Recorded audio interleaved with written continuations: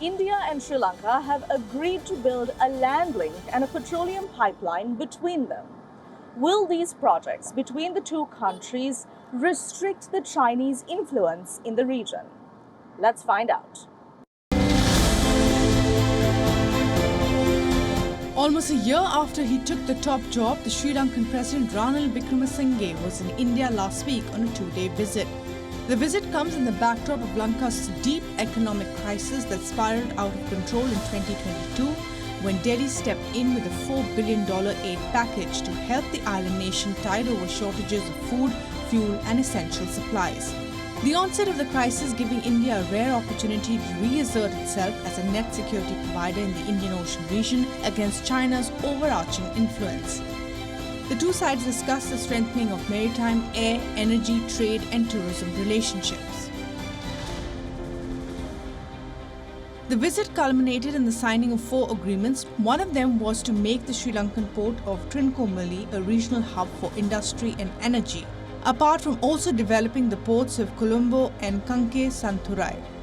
New Delhi says an idea of a land bridge connecting the two nations, which are at one point just kilometers apart, was also proposed by Sri Lanka.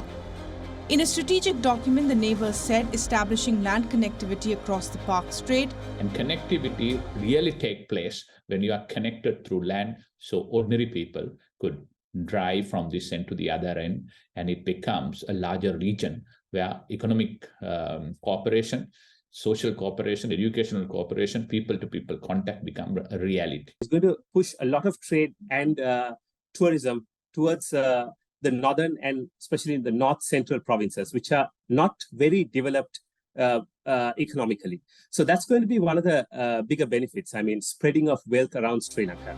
It also envisaged the construction of a multi-product petroleum pipeline from the southern part of India to Sri Lanka.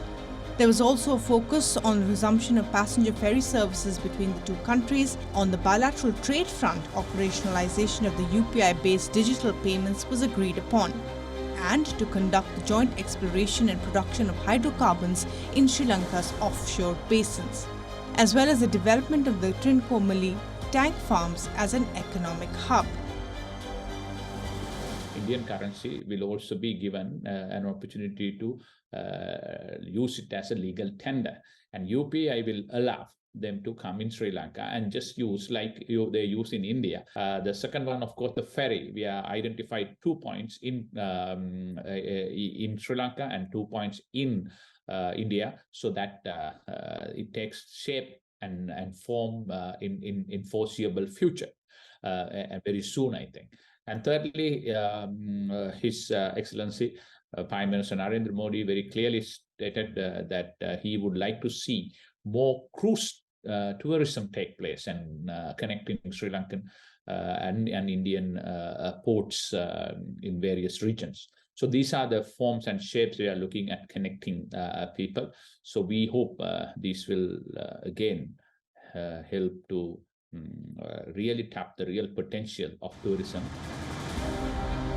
If the Tamil issue plagued the India-Sri Lanka relationship in the past, China's strategic footprint looms over the region now.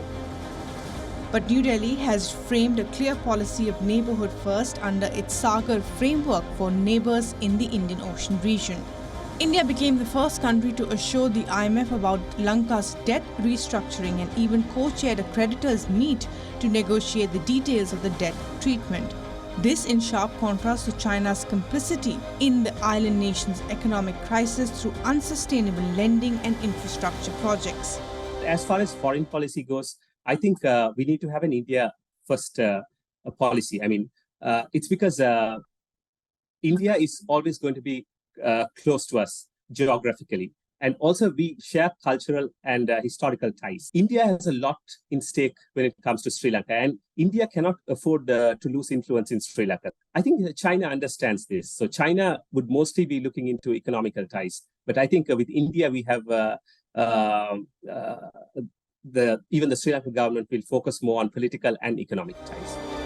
As Lanka heads to polls in 2024, New Delhi will be closely watching Lanka's internal economic and political developments and relations with its two biggest lenders, China and India.